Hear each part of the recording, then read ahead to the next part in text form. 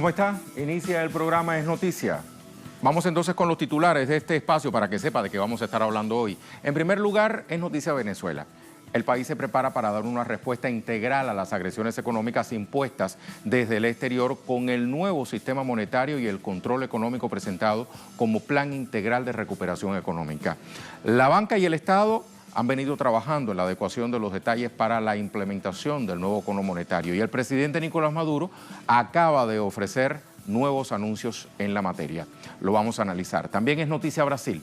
La ONU insta al gobierno de Michel Temer a permitir la candidatura de Lula sin contratiempos. El Comité de Derechos Humanos de ese organismo determinó que el Estado brasileño debe garantizar todas las medidas para el respeto de los derechos políticos del expresidente, ahora candidato. Por último, es noticia Grecia. Este lunes 20 de agosto el país recupera su derecho legal de legislar en materia económica luego de 8 años de rescate. La nación helena concluye su tercer y último programa de rescate neoliberal con todos los indicadores en rojo. También lo vemos en el programa Es Noticia. Acompáñenos.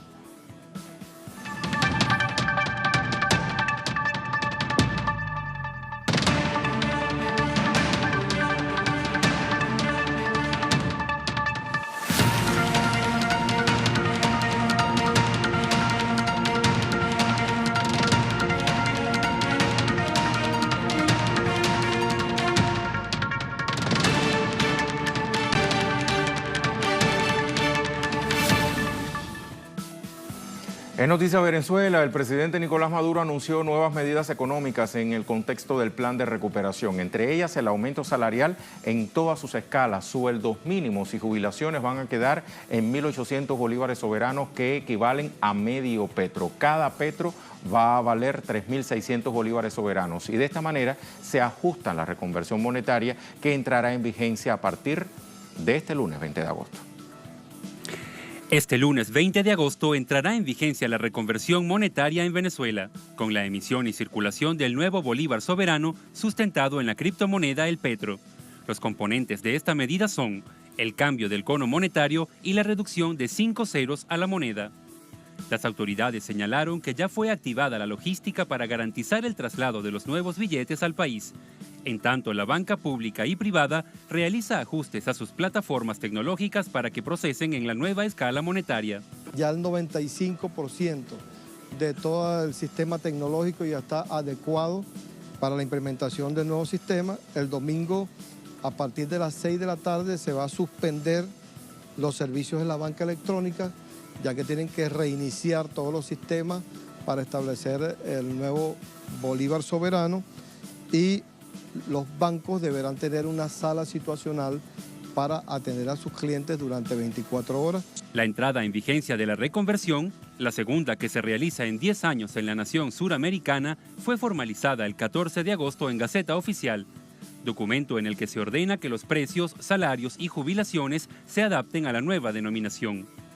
El nuevo sistema monetario es una medida complementaria del programa de recuperación económica impulsado por el presidente Nicolás Maduro con el propósito de hacer frente al proceso inflacionario y la extracción de billetes del cono actual atribuidos a una guerra económica sostenida por potencias extranjeras contra Venezuela.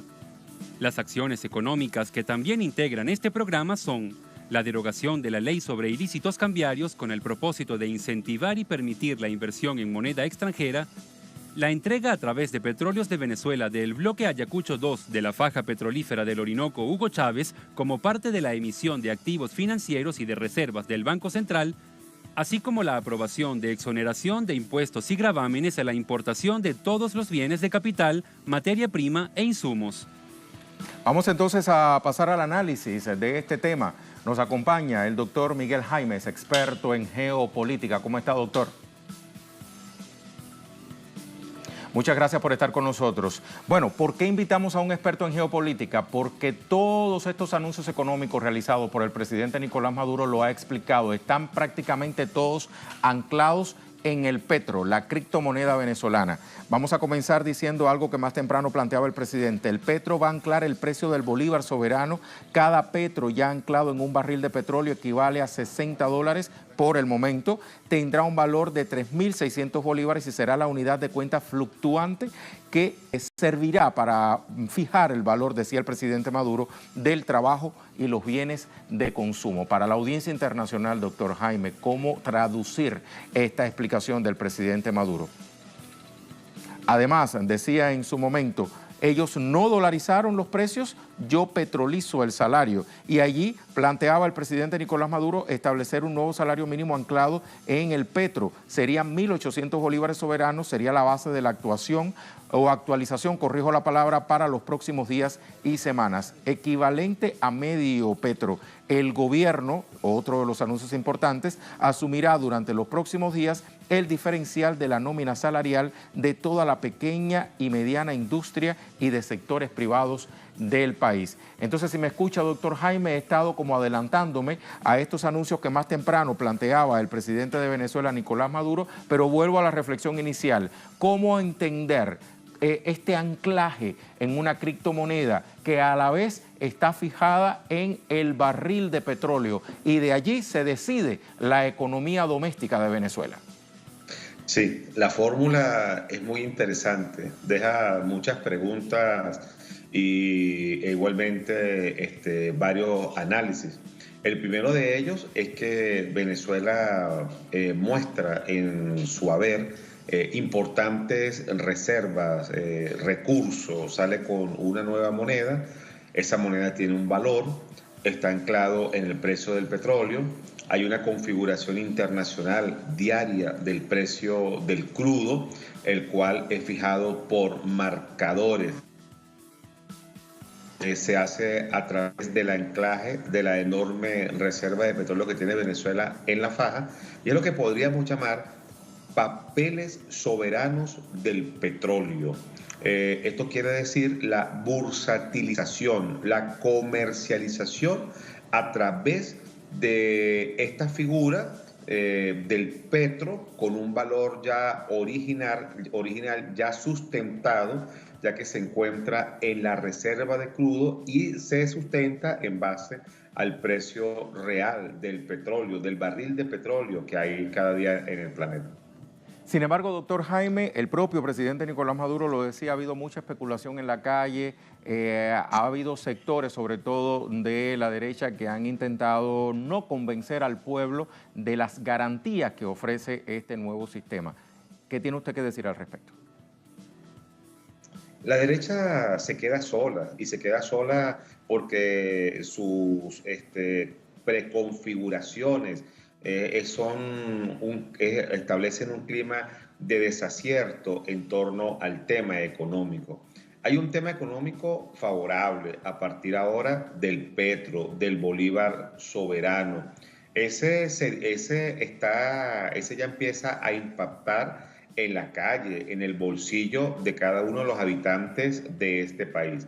Mientras el gobierno da muestras reales de lo que se puede adquirir y cómo los salarios aumentan, vean nomás el salario mínimo en cuanto se coloca. Esto es una prueba que marca una diferencia notable con lo que dice la oposición. La oposición se queda sola en todo y muy lamentablemente, en vez de participar en el desarrollo del país, en vez de ser asertiva, en vez de andar por otros caminos que faciliten el diálogo en este momento económico que afecta a toda la población. Acá en este país, bueno, la oposición sigue realmente dando mucho de qué hablar, o quizás muy poco de qué hablar con cada uno de sus términos. En este contexto, también el presidente Nicolás Maduro afianzaba el carácter protector, para bien decir, del gobierno bolivariano. Se refería, por ejemplo, cómo a través del carnet de la patria, a partir del propio lunes 20 de agosto se iba a entregar un bono de reconversión de 600 bolívares soberanos a 10 millones de carnetizados. Y decía en este momento también que se iba a establecer un cesto de petro de 600 bolívares soberanos en adelante. Esto quiere decir entonces que el carnet de la patria comienza como a ampliar su abanico de posibilidades, pero con un objetivo único, que es la protección al pueblo. El presidente Nicolás Maduro y la revolución bolivariana en sintonía con el pueblo. La piedra filosofal, la base, la médula de la revolución bolivariana es defender a la mayoría, darle equilibrio, darle sustento, darle vida, viabilidad, propuesta, esperanza, desarrollo, una práctica verdadera. Así que todos estos anuncios que ha hecho el presidente Nicolás Maduro, y vienen aún más anuncios, todos son indudablemente que a favor del pueblo venezolano, el pueblo de las mayorías, el pueblo que ha soportado todos estos avatares, toda esta carretilla de locuras económicas que la derecha y empresarios inescrupulosos han decidido apuñalar como una manera de hacerle daño a la sociedad venezolana. Ha salido la defensa del pueblo, porque el pueblo y el poder que está en las calles está representado por el presidente Nicolás Maduro. El Palacio de Miraflores no es una entelequia o una casa cualquiera. El Palacio de Miraflores es el sitio, la reunión de la defensa del país, y es la máxima guía, es el faro, y de allí salen todas las políticas de defensa hacia toda la población, y eso es lo que estamos percibiendo. Lo percibe, lo acepta muy bien el pueblo. ¿Qué opinión le merece, doctor Jaime, el resultado que en muy breve tiempo va a tener el censo del transporte que se ha venido emprendiendo por parte de las autoridades venezolanas? Lo decía el presidente Nicolás Maduro, se crea el sistema de subsidio de combustible con el carnet de la patria. El surtidor se libera con la activación del carnet de la patria en la gasolinera. Y no solo lo planteaba el jefe de Estado, sino que además mostraba un video para ilustrarlo. Esta iniciativa, ¿qué opinión le merece? Bien, el carnet de la patria indudablemente que va a ser parte de la forma y de la vida de los venezolanos, de todos los habitantes de este país. El carnet de la patria es un modelo electrónico muy noble, el cual va a poder sincerar lo que son los consumos internos de la población de una manera electrónica, rápida, efectiva, digitalizada, transparente. El carnet de la patria se puede obtener gasolina, pero aparte de eso, gasolina subsidiada, gasolina defendida por el Ejecutivo Nacional. Esto es apenas, a mi entender, en mi opinión, haciendo prospectiva de las bondades que va a significar para toda la población este exitosísimo sistema de carnetización que ya está alcanzando casi 20 millones de habitantes en nuestro país. Y eso indudablemente que no es un eslogan o no es una cinta más allí que pueda colocarse.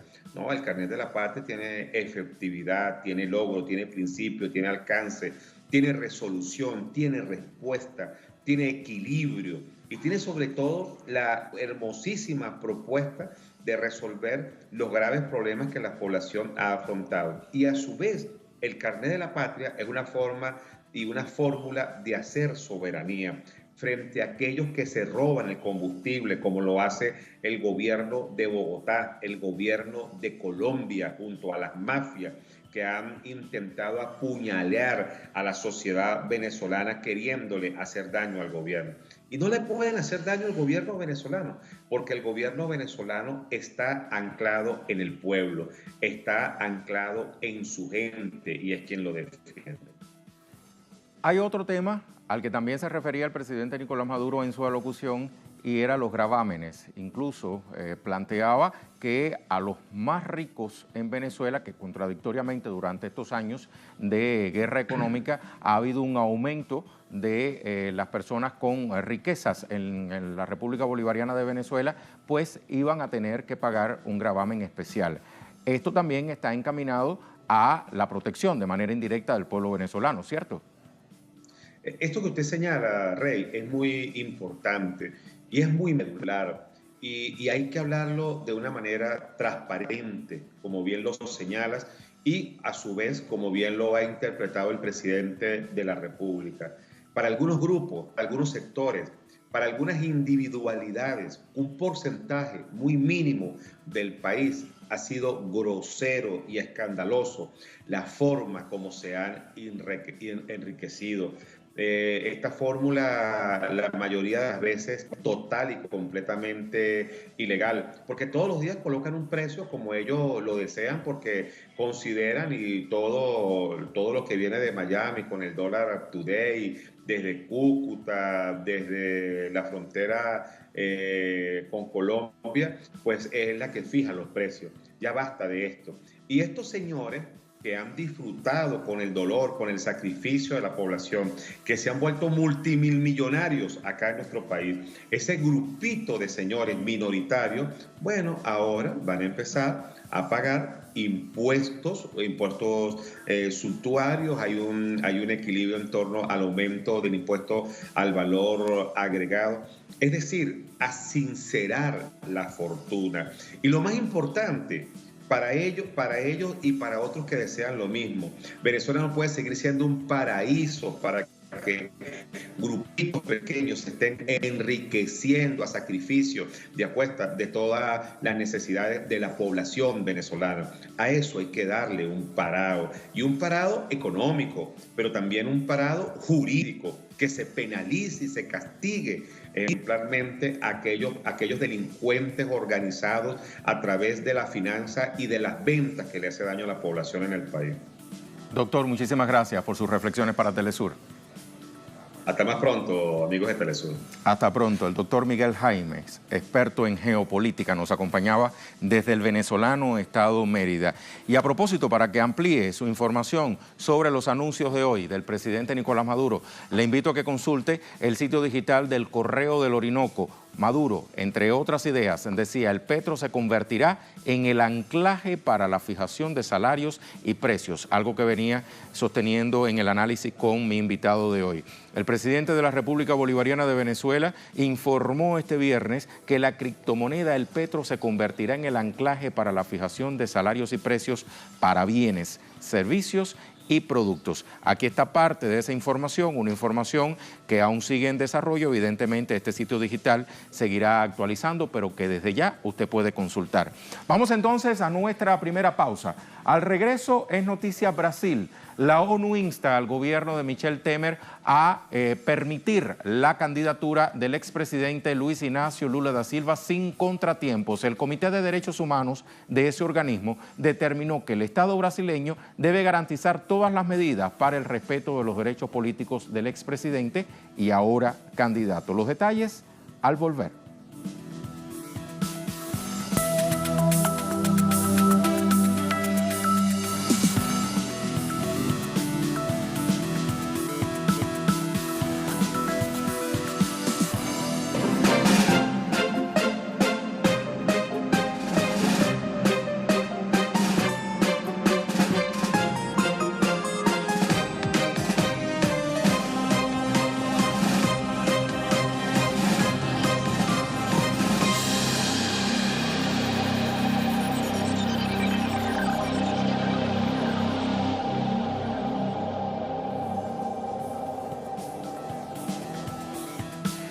Es noticia Brasil, garantías electorales para Lula, así lo solicitó este viernes el Comité de Derechos Humanos al Estado brasileño. La decisión es una respuesta a un requerimiento de los abogados del líder del Partido de los Trabajadores planteada a finales de julio. Vamos a ver esta información. A través de un comunicado, el Comité de Derechos Humanos de la ONU solicitó este viernes al gobierno de Michel Temer tomar las medidas necesarias para garantizar que Lula da Silva ejerza sus derechos políticos mientras esté en la cárcel, como candidato en las elecciones de 2018. El comité también pide que el candidato del Partido de los Trabajadores tenga acceso adecuado a la prensa y a todos los miembros de su partido político hasta que todos los recursos pendientes de revisión contra su condena sean completados en un procedimiento justo y que la condena sea final. Ante la resolución del Comité de Derechos Humanos, los abogados del candidato del Partido de los Trabajadores aplaudieron el fallo del Comité de la ONU. Tenemos un proceso que tiene múltiples nulidades e ilegalidades. en términos de violaciones groseras de los derechos humanos.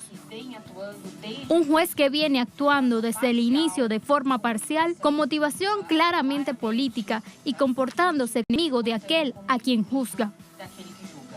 Jefes de Estado de la región han manifestado su apoyo al líder brasileño. El presidente de Bolivia, Evo Morales, señaló en la red social Twitter: "Saludamos que el Comité de Derechos Humanos de la ONU, el mayor organismo de integración mundial, reconozca la legitimidad de la candidatura del hermano Lula a la presidencia de Brasil. El mundo se da cuenta del complot entre la oligarquía y la justicia brasileña. La verdad triunfará. Lula libre". También el jefe de Estado de Venezuela, Nicolás Maduro, manifestó: "Lula, los pueblos latinoamericanos te respaldamos.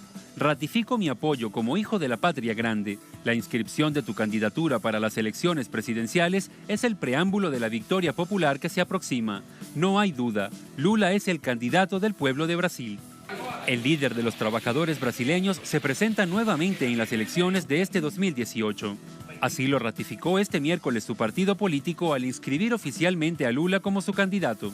Registro impugnado por la fiscal general de Brasil, Raquel Dodge, quien argumenta que no es elegible al estar condenado por segunda instancia. Por ello solicitó al rector del registro de candidaturas del Tribunal Superior Electoral, Luis Roberto Barroso, impedir la solicitud. El TSE tiene hasta el próximo 17 de septiembre para decidir si Lula puede o no ser candidato. Más información con nuestro compañero André Vieira. Saludos, André. ¿Qué nuevas repercusiones ha habido tras este anuncio de la ONU? Mira, Rey, por aquí las repercusiones fueron inmediatas desde el inicio de este informe, de esta decisión del Comité de Derechos Humanos de la ONU. Pero luego de esa decisión, el canciller brasileño aquí intentó descalificar esta medida, esta determinación de la Organización de las Naciones Unidas. También el Ministerio de las Relaciones Exteriores intentó minimizar el Ministerio de la Justicia, pero luego de eso también los medios aquí de Brasil ya hicieron entrevistas con esta, que es la vicepresidenta de este comité, Sarah Cleveland, quien afirmó que el gobierno brasileño no tiene el derecho de no cumplir con esa decisión y que debería sí en ese momento aquí cumplir con esa decisión, ya que este órgano es un órgano independiente de las personas, de 18 expertos aquí en este país. Asimismo, Rey, te cuento que en ese momento también, como ustedes ya observaban en las imágenes ahí, los abogados de Lula da Silva en una rueda de prensa en el día de hoy reafirmaron que el Estado brasileño debe cumplir esa decisión, y el ex-ministro de Relaciones Exteriores aquí de Brasil, Celso Amorim, también recordó que solamente Afganistán con Talibán en el comando no había cumplido con esa decisión de la Organización de las Naciones Unidas. Esto porque esto tiene que ver con el Pacto de Derechos Civiles, un pacto que Brasil llegó a este pacto, asumió este pacto firmó este pacto en el año 85, luego reafirmó en el año 92 y ahora también en el año 2009 aprobó este pacto en el Congreso de Brasil. Esto, según los expertos aquí, según la propia ONU, si Brasil aprueba este acuerdo en los órganos, en el órgano aquí legislativo, en el Congreso, esto hace con que este acuerdo sea una ley, o sea que Brasil estaría obligado a cumplir con esa decisión. Pero la vicepresidenta de este Comité de Derechos Humanos afirmó que si Brasil no lo cumple, a pesar de ser obligatorio, Brasil no recibiría una sanción, pero sí sería calificado como un país que no cumple con los acuerdos internacionales. Esto sería aún peor para un gobierno que llegó luego de un golpe de Estado, para una justicia que tampoco ha actuado para impedir este golpe. O sea que esto muestra al mundo si el Estado brasileño no cumple, el Estado brasileño como un todo, el legislativo, el judiciario y el ejecutivo que de este país no cumple con esa decisión, esto expone aún más el estado que vive Brasil en este momento. Así denuncian diferentes juristas aquí de Brasil y también del mundo. Asimismo, esta decisión tiene relación solamente con la participación de Lula da Silva en las elecciones. El comité justamente determina que Brasil garantice el derecho de Lula de participar en las elecciones, de participar en los debates. Incluso en el día de hoy, en esta noche, hay un debate televisivo donde Lula una vez más no estará, pero también la vicepresidenta de este órgano recuerda que también la defensa de Lula había solicitado que ese comité, por ejemplo, también informar a Brasil, tuviera una decisión en favor de la libertad de Lula da Silva, pero eso no fue atendido. Así que ella reafirma que esa decisión es una decisión limitada que no tiene que ver con la libertad de Lula, pero sí de sus derechos, de su derecho de participar en las próximas elecciones que serán disputadas ahora en octubre de este año, Rey. Muchas gracias, Andrés. Lo que nos acaba de plantear nuestro compañero Andrés Vieira lo vamos a someter a valoración con nuestra invitada en la noche de hoy en el programa Es Noticia, Fania Rodríguez, directora, subdirectora preciso de Brasil de Fato, corresponsal en Venezuela de este periódico de los movimientos sociales. ¿Cierto, Fania? ¿Cómo estás? Sí. Buenas noches. Buenas noches, Rey. Un gusto. Un gusto que estés con nosotros. Bueno, ya veíamos de parte de nuestro compañero Andrés Vieira las repercusiones inmediatas que tuvo esta decisión del Comité de Derechos Humanos de la Organización de Naciones Unidas. Y aquí hace falta explicar algo, dejar algo bien preciso. No solamente va hacia el gobierno de Temer, sino al Estado brasileño de manera general. ¿Qué repercusión tiene esto? Justamente, Rey, este es un mensaje muy claro de las organizaciones Naciones Unidas que genera un impacto en el sector de la derecha brasileña, porque la ONU es una organización respetada, sobre todo en el campo político de la derecha. Entonces, esto genera un desgaste para el sistema de justicia de Brasil, que está en este momento bajo una lupa, siendo observado por esas organizaciones internacionales, y también dentro del propio sistema de justicia interno de Brasil. Entonces, eso es un mensaje para el gobierno de Temer, para el sistema de justicia brasileño, para el poder electoral, que también hace parte del Estado, para la Policía Federal, que ha excedido en sus medidas de prisión preventiva, por ejemplo, en contra líderes de la izquierda, no solamente contra Lula. Hay otro dato, Rey, que es de la Interpol.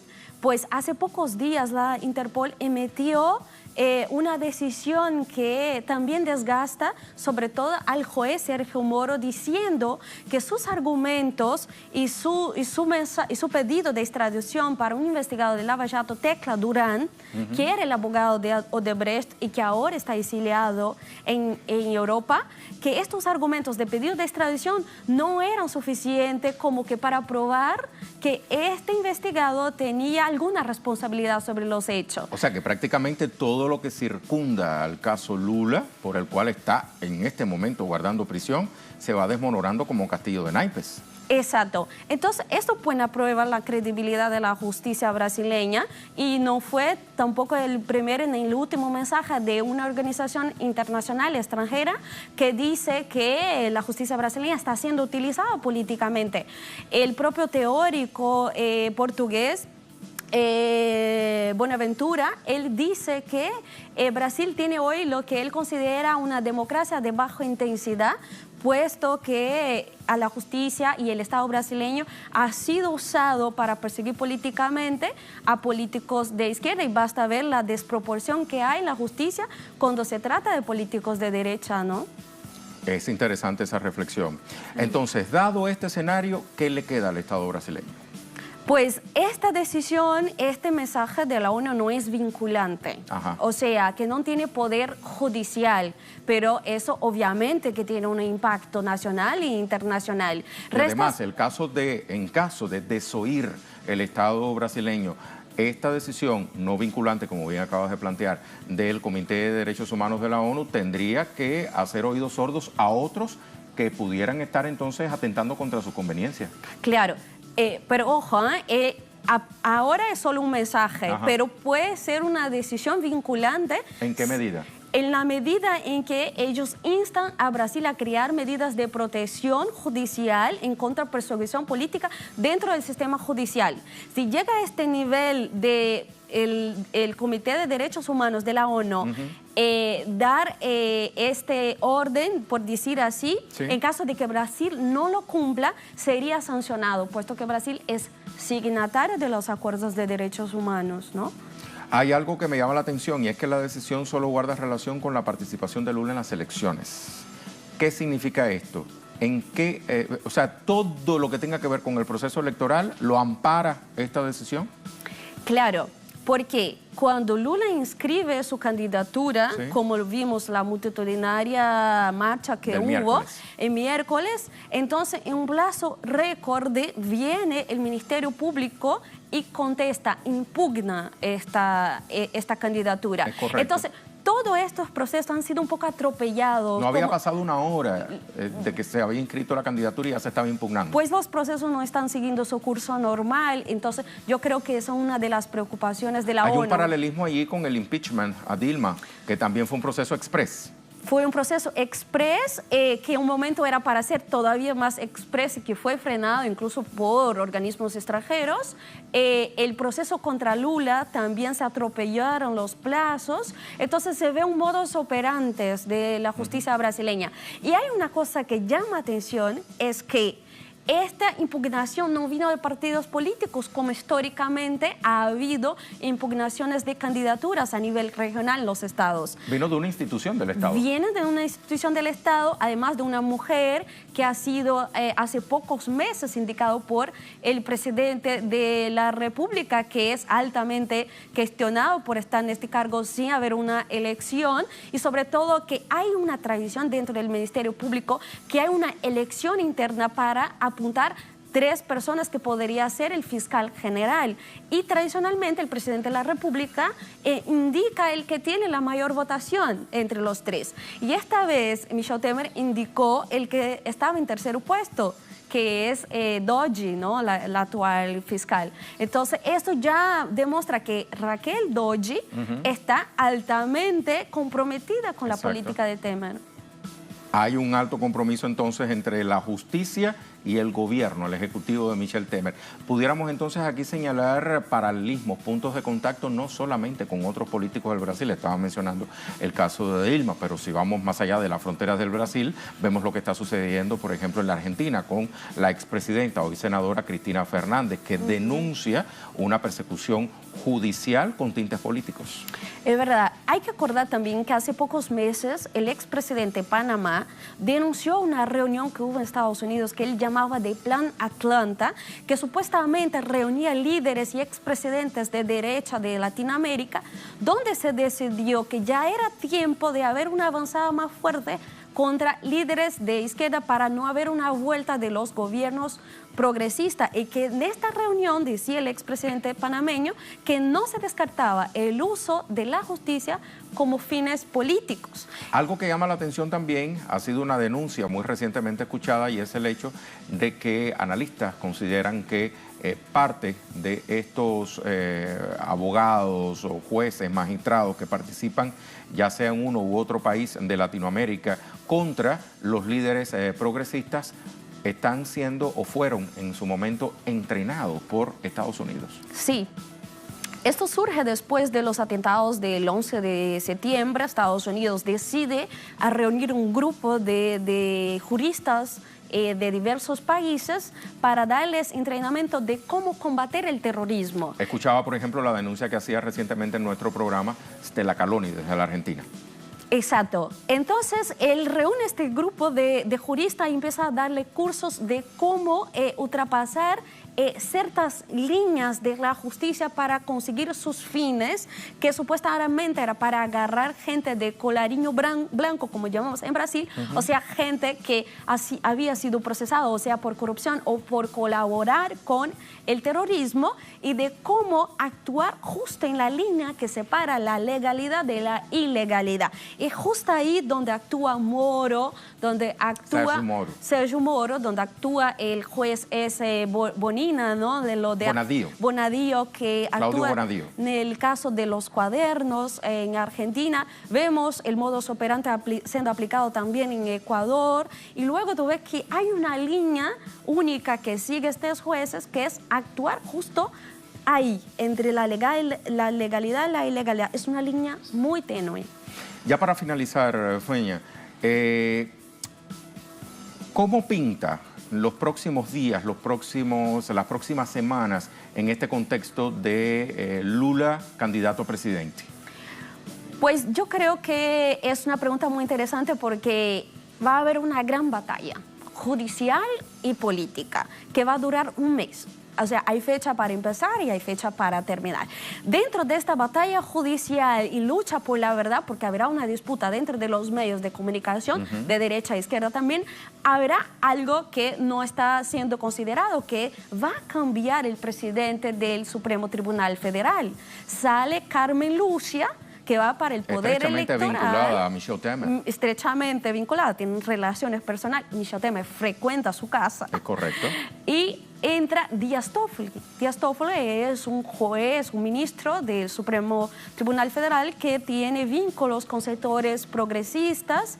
En el pasado llegó a ser abogado de movimientos sociales, a pesar de que en unas decisiones ha sido bastante conservador, pero este cambio de presidente de la Suprema Corte puede cambiar un poco este juego político y judicial, porque puede que Díaz Toffoli plantee y paute temas que Carmen Lucia se ha recusado a hacer, como por ejemplo decidir cuándo una persona es culpada, que si es en el juicio de primera, de segunda o de tercera instancia. Eso no está decidido porque Carmen Lucia no pautó este juicio y puede que Díaz Toffoli lo paute. Si lo pauta, entonces la mayor parte de los jueces históricamente ha decidido que son contra a condenación en segunda instancia, o sea, considerar una persona condenada ya en segunda instancia. Entonces, eso podría favorecer a Lula. Interesantísimo. Muchísimas gracias, Fania, por estas explicaciones para la audiencia de Telesur. A ustedes, un gusto. Gracias una vez más. Vamos entonces a marcar otra pausa en nuestro programa. Al regreso es Noticia Grecia, se lo comentábamos al principio. Este lunes 20 de agosto el país recupera su derecho legal de legislar en materia económica luego de 8 años de rescate. La nación helena concluye su tercer y último programa de rescate neoliberal con todos los indicadores en números rojos.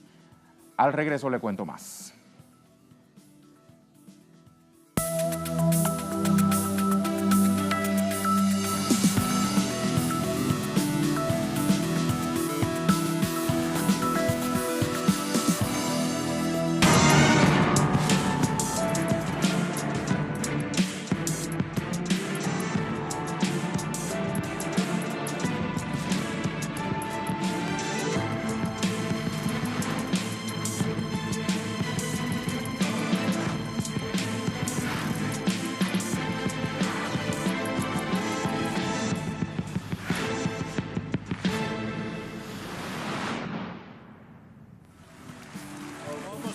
Ahí estaba Alexis Tsipras quitándose la corbata, pero una corbata roja como los números que están marcando los indicadores en Grecia. Este lunes el país se recupera su derecho legal a legislar en materia económica luego de 8 años de rescate. La nación helena concluye su tercer y último programa de rescate neoliberal, como le decía, con todos los indicadores en números rojos. Este 20 de agosto, la histórica nación mediterránea saldrá oficialmente del último de sus 3 rescates y espera poder recuperar su rumbo económico. El pueblo de Grecia cambió sus dracmas por euros en 2001 con la esperanza de disfrutar de los beneficios de ser miembro de la Unión Económica Europea. Pero el manejo dispendioso de los nuevos canales de financiación por parte de gobiernos conservadores llevaron la deuda griega a niveles críticos. De este modo, en 2010, Grecia se convierte en el primer país de la eurozona en recibir ayuda por la crisis financiera y el único en contar con 3 planes de rescate internacional. Durante este tiempo, el gobierno heleno ha estado tutelado por la troika de acreedores formada por la Comisión Europea, el Banco Central Europeo y el Fondo Monetario Internacional, y ha tenido que llevar a cabo un profundo plan de reestructuración. A día de hoy, la nación exhibe indicadores económicos que evidencian que el neoliberalismo sacia los intereses de las corporaciones, pero no responde a las necesidades fundamentales de los pueblos. En más de 8 años de austeridad, el Producto Interno griego se ha contraído en 25%. El desempleo, que en 2010 no alcanzaba el 8%, se ubica ahora en 20%. Las pensiones han sido recortadas progresivamente hasta un 45% y la capacidad adquisitiva de la población ha sido diluida en 40%. consecuencias de seguir las recetas de los órganos económicos internacionales que han aplicado medidas análogas en Irlanda, Chipre y Portugal con similares resultados. La Comisión Europea, como condición para el otorgamiento del último tramo de ayudas por 15.000 millones de euros, constató que el gobierno de Atenas cumplió con las 88 distintas medidas exigidas. La suma total otorgada a Grecia en los 3 rescates asciende a 288.700 millones de euros. En un acto público tras el fin de las negociaciones, el primer ministro griego Alexis Tsipras se refirió a la nueva etapa que se abre para su país. El acuerdo de deuda griega es, de hecho, nuestro boleto para una nueva era donde reclamamos la responsabilidad. Nosotros llevamos el timón y ahora somos responsables por el futuro de la economía, por el futuro de esta tierra. Aunque los intereses y plazos fueron flexibilizados, Grecia sigue teniendo una deuda externa equivalente a 191% de su Producto Interno y se ha comprometido a mantener un superávit primario de 2.9%. Por lo que los economistas consideran que la desaparición de la Troika no supone para Grecia un auténtico retorno al ejercicio de su soberanía económica. Vamos a someter a análisis también este tema en el programa Es Noticia. Con nosotros Carlos Alberto Jiménez, especialista en negocios, investigador de la Universidad de La Salle. Bienvenido, ¿cómo está?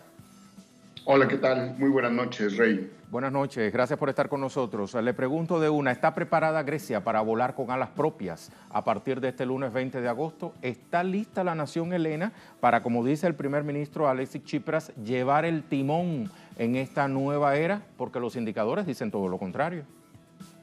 Efectivamente, mira, como bien lo ha referido y como bien se ha referido en la nota previa, Grecia no está preparada, es un problema muy grande el que va a enfrentar a partir de la siguiente semana, sobre todo si tomamos en cuenta que el Banco Central Europeo ha dicho que no va a aceptar bonos soberanos griegos porque no tienen precisamente garantías. Entonces, si el Banco Central Europeo se ha adelantado a decir que no aceptará emisión de deuda soberana, pues está claro que Grecia no está preparada para salir adelante con sus propias alas, como tú lo has dicho. Hoy los indicadores están en el nivel más bajo en términos históricos para Grecia. Si hubieran sido 8 años de austeridad, el retroceso es de 15 años. Si comparamos el PIB, tanto nacional como el PIB per cápita que tiene Grecia, es muy similar al que tenía en el año 2003, ¿no? Entonces, estamos hablando de un retroceso de 15 años en sus indicadores y está claro que no van a poder salir adelante por sí solos y que al final de cuentas la imposición de las políticas neoliberales provenidas del Fondo Monetario Internacional, pues se van a seguir aplicando pues a la fuerza, ¿no? Usted acaba de plantear algo que llama muchísimo la atención. 8 años de austeridad que representan un retroceso de 15 años en sus indicadores. ¿De qué sirvió entonces el presunto rescate que los organismos financieros emprendieron con Grecia? Pues mira, como bien se ha señalado en la nota, esta aplicación de políticas neoliberales ha servido para garantizar los fondos de los capitales financieros internacionales. Pero esta garantía de los fondos de los capitales internacionales se ha hecho a costa de pues la calidad de vida del pueblo trabajador griego, ¿no? Hay que recordar el plan de austeridad brutal que ha aplicado el gobierno de Tsipras, en donde ha recortado las pensiones hasta en un 26%, ha aumentado la edad de jubilación, ha eliminado los planes de salud, ha eliminado subsidios, ha aumentado los impuestos, por ejemplo, el impuesto al consumo, que hoy es mayor al 25%. Entonces, si bien se garantizan los fondos prestables de los capitales extranjeros, del financiamiento internacional, pues no así la calidad de vida del pueblo. Entonces se trata de un modelo capitalista que pues solo ha servido para incrementar la acumulación internacional a costa del pueblo. Traduciendo del griego clásico al español contemporáneo, ¿cómo queda Grecia? ¿Rescatada o endeudada? Sumamente endeudada, ¿no? Sumamente endeudada está Grecia. Bueno, si bien el porcentaje del PIB ha disminuido ligeramente con respecto a cómo se encontraba en 2008, este no es un indicador que nos pueda dar mucho pie si tomamos en cuenta el nivel de endeudamiento de los otros países, también de la eurozona inclusive. Sin embargo, déjame darte algunos datos sobre pobreza, por ejemplo. En 2008, antes de la crisis, había alrededor de 133,000 griegos que vivían con menos de $5 al día, y hoy estamos hablando de casi 750,000 griegos. Es decir, la pobreza pasó de 1.2% de la población al 6.7%. Esto no es un retroceso de 15 años, esto es un retroceso histórico, porque nunca en su historia, desde que el Banco Mundial está midiendo estos datos, Grecia había tenido tales niveles, ¿no? Y si hablamos de la desigualdad, también la desigualdad aumentó en Grecia. El índice de Gini pasó del 33.6 al 36 puntos sobre 100. Entonces, estamos hablando de un aumento de la pobreza, un aumento de la desigualdad, una Grecia que queda totalmente endeudada, y yo diría saqueada, ¿no? Porque ha sido saqueada durante estos 8 años por los capitales transnacionales. Por solo mencionar un ejemplo, parte de las islas griegas fueron vendidas a magnates, a millonarios. Muchísimas gracias, Carlos Alberto, por estas explicaciones para la audiencia de Es Noticia. Perdón, no le escuché bien lo último. Le agradezco por sus explicaciones para Es Noticia. Gracias, hasta la próxima. Hasta la próxima, Rey. Muchas gracias por servirte. Carlos Alberto Jiménez, especialista en negocios, investigador de la Universidad de La Salle, nos acompañaba desde México. Así ponemos punto final a esta emisión del programa Es Noticia. A usted muchísimas gracias también por haber estado en contacto con nosotros, pero siga con Telesur, la señal informativa de América Latina.